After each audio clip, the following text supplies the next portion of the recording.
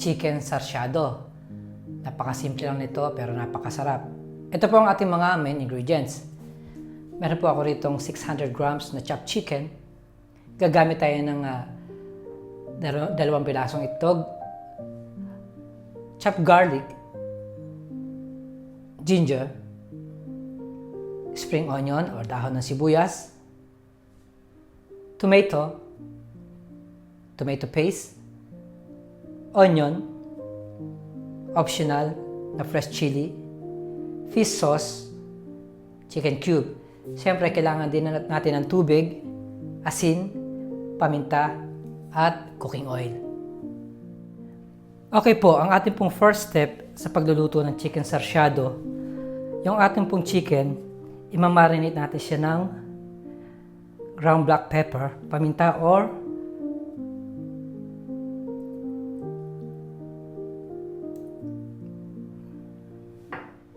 okay po, ang ating pong first step sa pagluluto ng chicken sarsyado, yung ating pong chicken, imamarinate po natin siya ng ground black pepper or paminta at fish sauce.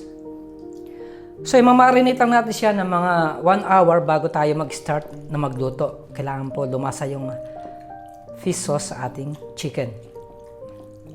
Tatakpan ko siya at ilalagay ko muna sa aking fridge. Okay po, mag-start na tayo. Mainit na po yung aking wok. Maglalagay tayo ng mantika. Yung chicken ko po, minarinate ko siya ng mahigit 1 oras.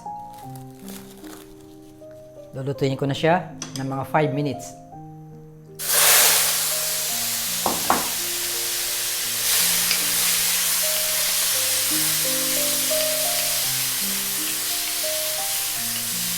Once na mag-brown na po yung ating chicken, set aside ko siya at mag-start na tayong mag-isa ng mga bawang, sibuyas, kamatis.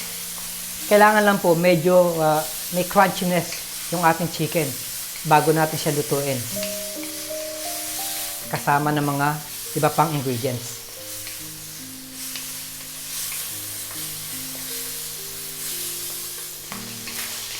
Okay guys, ang gagawin ko, papating ko muna yung kalan at hahanguin ko na siya.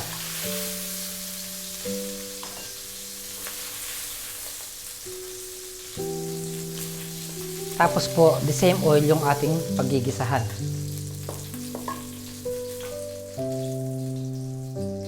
So, continuous tayo. Buksan ko siya uli. At ilalagay na po natin yung ating luya at bawang.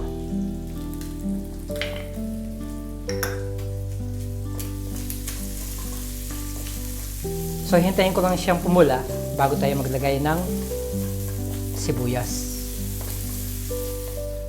So, ayan pa, okay na siya. Lagay na natin yung ating sibuyas. Mamaya po, pag nalagay tayo ng tubig, pwede nating scrape yung mga residue na yan.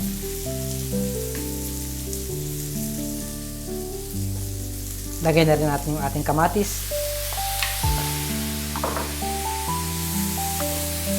So, lulutuin ko lang yung ating kamatis siguro ng mga 1 minuto bago tayo maglagay ng tubig.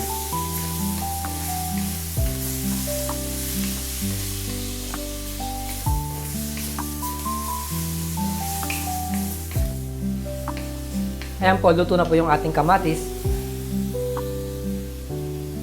Mag-a-add na po tayo ng tubig.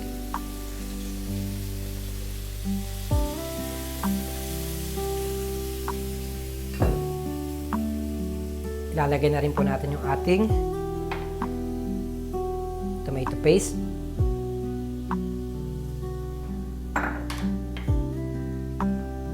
Hatiin ko lang sandali. I-add ko na rin po yung ating chicken cube. Optional na sili. At ang ating manok.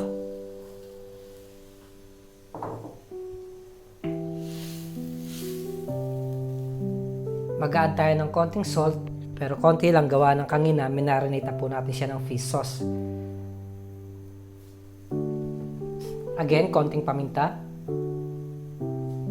At hahayaan po natin siyang kumulo ng mga 5 minutes bago tayo maglagay ng itlog at spring onion.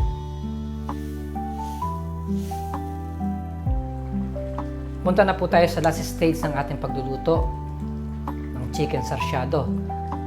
Ang panghuli, i-add ko na po yung ating 2 pirasong itlog.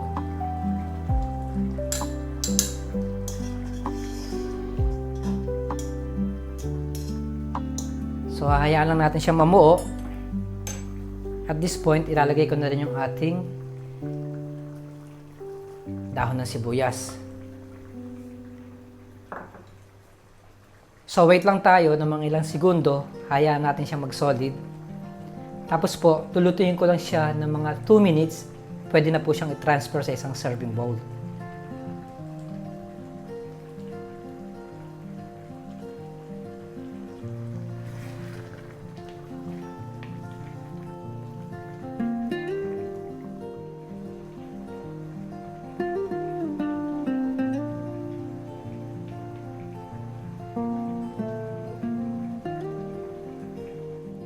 Ito na po ang ating napakasarap na finished product ng chicken sarsyado.